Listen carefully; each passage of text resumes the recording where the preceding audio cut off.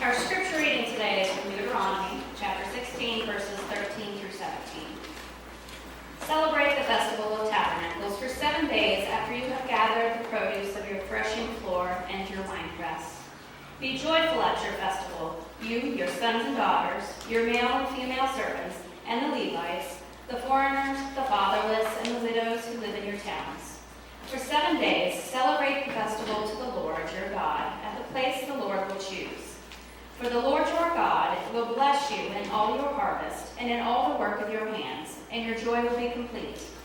3 times a year, all your men must appear before the Lord your God at the place he will choose, at the festival of unleavened bread, the festival of weeks, and the festival of tabernacles. No one should appear before the Lord empty-handed. Each of you must bring a gift in proportion to the way the Lord your God has blessed you.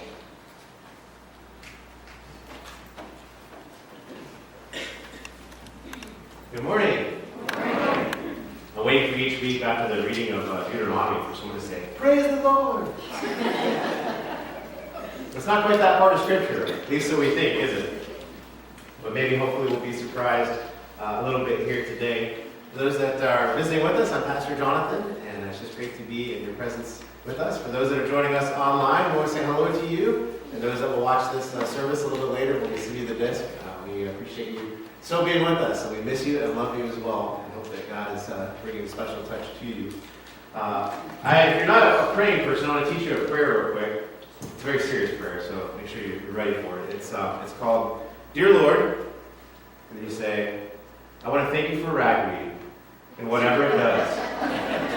First one. Because you got to start off holy, you got to start off appreciative. But then it goes like this: "But may you smite it and rid it from our existence." Amen. So if you're not a praying person, I taught you a wonderful prayer. I woke up this morning and it was like I got hit by a truck. I had to take a Claritin, and I think it's kind of working. So, but if I doze off here, just kind of nudge me off finish the sermon. But it's great to be in worship with you. For those that haven't been with us, we do want to catch up to speed. We're at the end of a sermon series, and our sermon series is called Festivus for the Rest of Us. And if you're a Seinfeld fan, you know where that comes from. But the idea behind the sermon series is that in the Old Testament, there's a bunch of festivals the Israelites worshiped with. And God told them specifically, "I want you to do these worship events and have these times of celebration." And there were reasons why for each one. But sometimes they get lost, don't they? And a lot of times we think of these as festivals that were just something for some old people back in the old days when they were speaking another language. They had different food they ate. They had different ideas of what it was. So how do we actually appreciate it here today? And the idea of Festivus for the rest of us is going back to these festivals and realizing not that we need to redo them again, but what was being taught is actually part of the faith journey even for us. And that we need to claim those, and we do that sometimes with our holidays that we celebrate now, but sometimes maybe we don't. And maybe there's something new that God wants to instill in us through these. And so we've been looking at different ones each week. If you want to know all of them, and you're an overachiever, you can turn to Leviticus chapter 23. And if you have your Bible here today, I want to encourage you to go ahead and look there. Go to chapter 23 of Leviticus. Or if you're on your phone, you're welcome to get it out because your mom always told you to don't get out your phone. You can now. You can do that. And look up your Bible verse only, not your fantasy football team, but your Bible verse here today, and follow along with us. But as we're here today, we've been looking at different festivals, and I want to just kind of hit this number a few times in case you haven't been with us. The number 7. Just remember 7, right? It's the holy number. It's the perfect number. It's the number for God, and it's the number for the Sabbath day of rest. It's the number for the year of Jubilee. And guess how many festivals the Israelites were told to celebrate? 7. All right, you're going to get this, right? So every time there's a kind of you guys got this. You're on to this. Some people I have to explain it to, but you're good. Right? So there were 7 of them, right? And so just to we talked a little bit about the first one, Passover, and the unleavened bread, which was number 2. We got the first fruits, which we talked about last week, and the Feast of Weeks specifically last week as well. That's 4. And then, guess what? There's 3 more, if you're counting, but they all happened on 1 month. And guess which month that was? It was the 7th month. You guys are really smart. You guys didn't know this, but you need to take that SAT when you go home today and up your numbers. So as you read it, there's 7, right? On the 7th month, there's 3 of them. And just to kind of, we spent a little bit of time to explain each one, so we're just going to kind of go through, but we're focusing on the last one here today, the 7th festival. But these 3 that are before it, is first of all, there's the Feast of Trumpets. And you go, that sounds weird. The Lord basically told them, hey, I want you to gather up the people, and I want you to blow the trumpets and hold a festival. And that's it. That's all the explanation. And you go, why? Right? What does that mean? And the reason why is because, you know what? In those days, and God had already spoken to them on Mount Sinai, there were trumpets there. God had taken them in battle, done battle with different armies on the even way to Canaan, as well as when they entered Canaan. And God had basically told them, hey, when you're doing this, you're fighting these military battles, there's going to be the trumpet sound, right? And every time you hear the trumpet, you're going to start thinking God is fighting for us. And so in some ways, this festival on the 7th day, or it's not 7th day, but 7th month, it opens up with this festival of trumpets. And blowing these trumpets and announcing the idea of God is with us. God has actually brought us and fought battles for us. God is actually still not only with us, but almost that kind of calling to attention. If you're in the military, I know a lot of you were, kind of standing before being inspected. It's kind of that idea too. So it's not only a reminder for the people, but it's also God calling people and saying, hey, it's the 7th month. Stay at attention kind of idea. And then there was another day called the Day of Atonement. And I've always wondered, everybody has their questions for God when you get to heaven. And mine's sometimes really quirky. So some of you have why does pain exist or things like that. Mine is, why was there not a holiday on the 7th month on the 7th day? Because there's not, right? And you guys are like, who cares? Pastors do, I don't know, it's something we do. We care about it. I stay up at night and I wonder. But there's no festival on the actual 7th day of the 7th month, but there is on the 10th day. And on the 10th day, it's the Day of Atonement. And you go, that sounds really big. And in fact, there's a whole chapter in Leviticus chapter 16, that explains what happens on this day.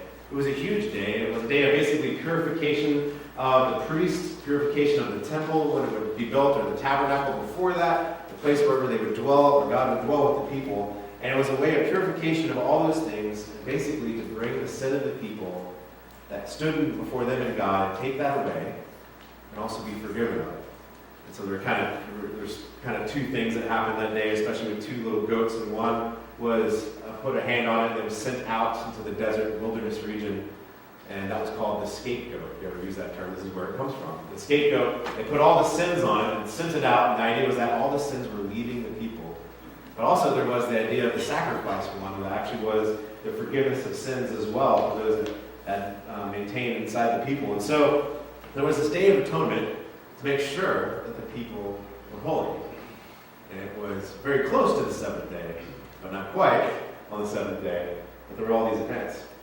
And then there was what we want to talk about today, the Feast of the Tabernacles. And you go, ooh, sounds fun. Now, I don't know what you think of when you think of a tabernacle, but basically you want to think of a booth, right? And by booth, I mean not like a booth when you go eat at a restaurant. I mean booth like when you set up a booth at a carnival type of thing. Think of like that, but you have a bunch of reeds and leaves put on it, or even stuff made from linen or whatever, and you kind of cover it up. And it's your booth.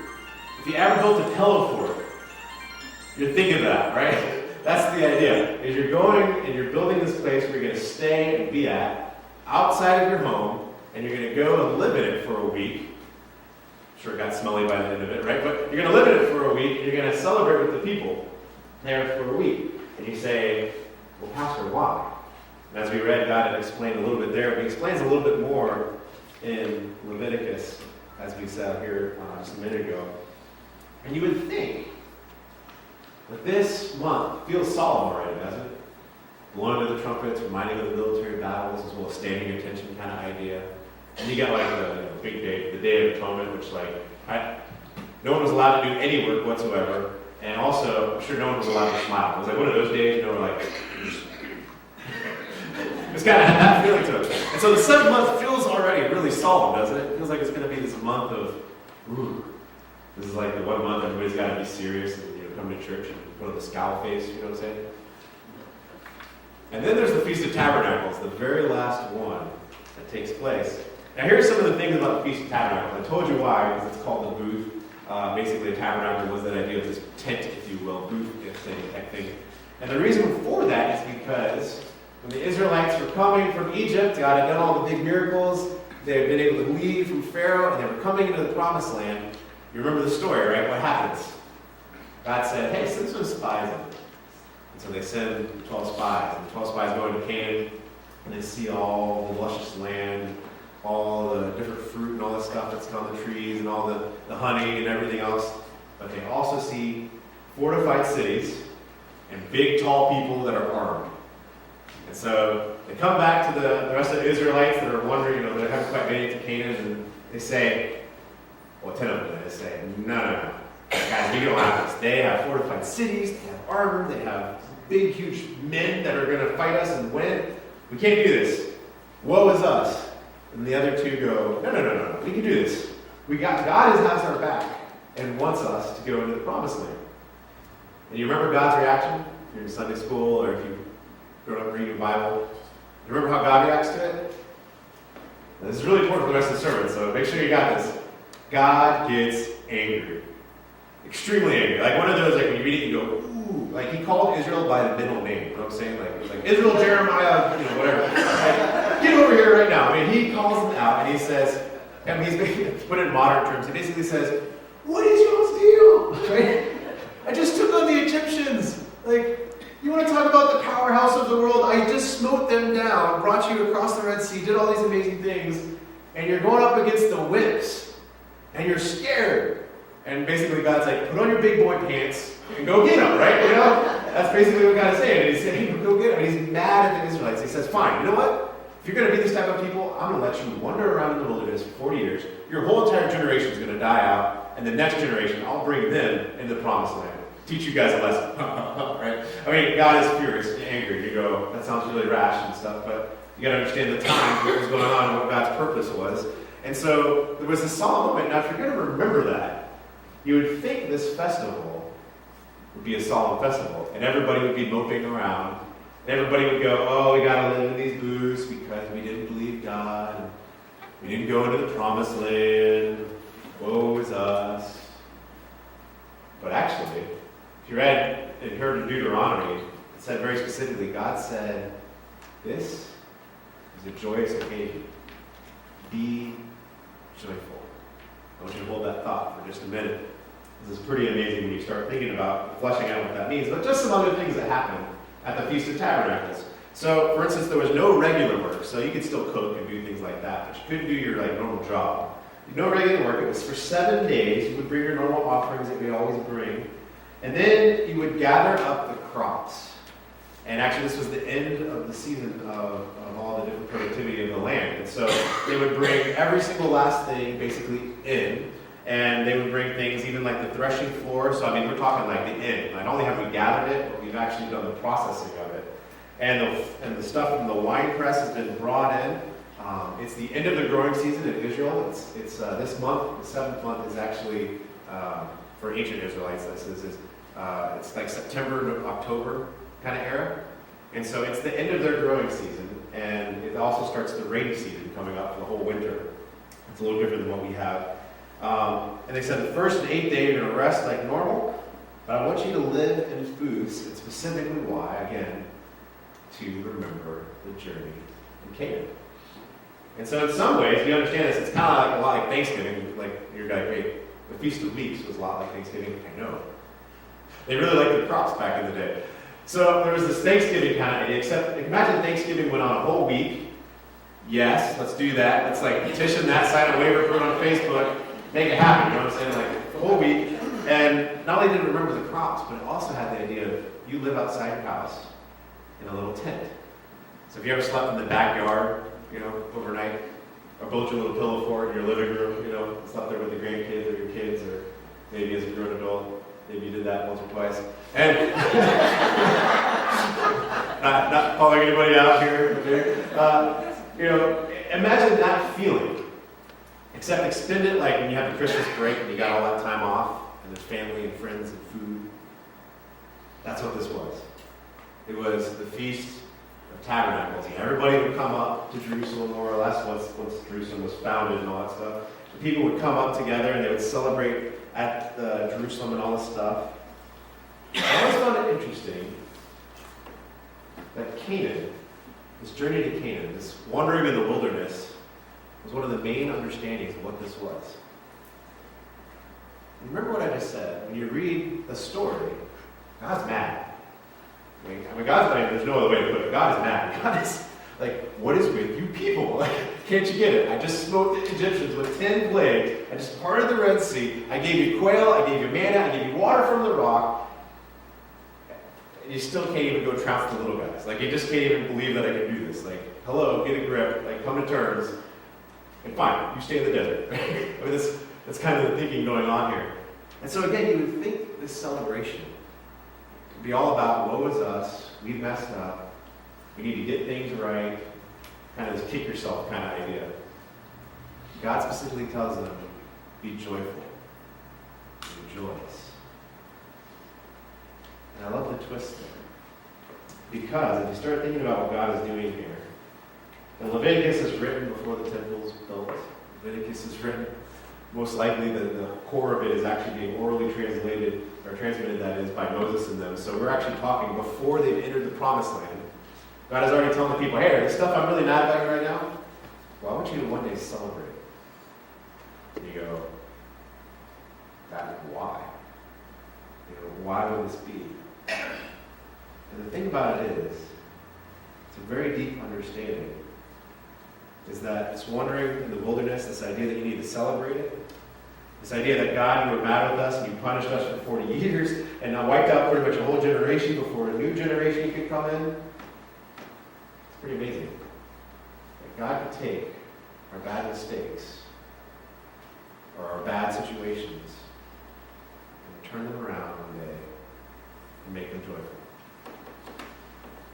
In other words, God's final say on the subject of, hey, you're wandering around in Canaan is not, hey, beat yourself up for the rest of your lives and wonder what you did wrong and sit there and be penitent.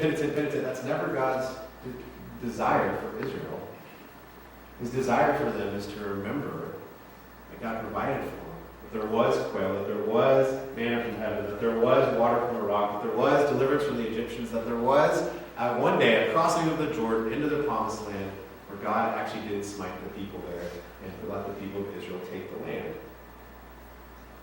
He wants to remember and take those mistakes, those bad circumstances, and turn them into celebration. And in fact, this celebration is what exactly happened. People would come and imagine just food, like everybody pack up in your camping gear, go out and camp out, right, kind of idea. And there's food, and there's just, everybody's not doing anything, there's no regular work. You're hanging around, you're just having fun. And it was this fun time. And as we read about it from the Jewish writings and different things like that, this celebration was the party of the year for the Israelites. They loved it. And it was a joyous time. There was all sorts of festivals and stuff that would happen during the days and all sorts of events that would take place.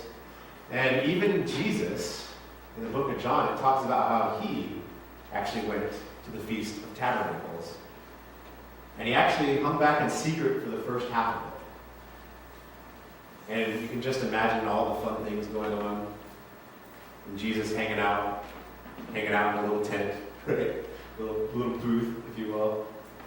And just celebrating, relaxing, having a good time before he starts teaching and halfway through the week. And eventually there's some confrontation with the leaders. But it's this amazing idea that God can take your hurt, your pain, even your mistakes that it's your own fault. Like you look in the mirror someday and you go, well, this really stinks right now, but it's my own fault. And even those instances, you turn them around and make them joyous. Many of you know, we've said it a few times now, but today is my twins' birthday, first year. I'm so sad. I can't say it enough. It's just kind of fun. And so, we had a little party yesterday for those family and friends that from out of town, and we were having, of course, the party day, which everybody's welcome to stop by the house, again, 3 to 5, and have some fun. But what you may not know is yesterday, even though today's the twins' birthday, yesterday was also a very meaningful day for me and my family.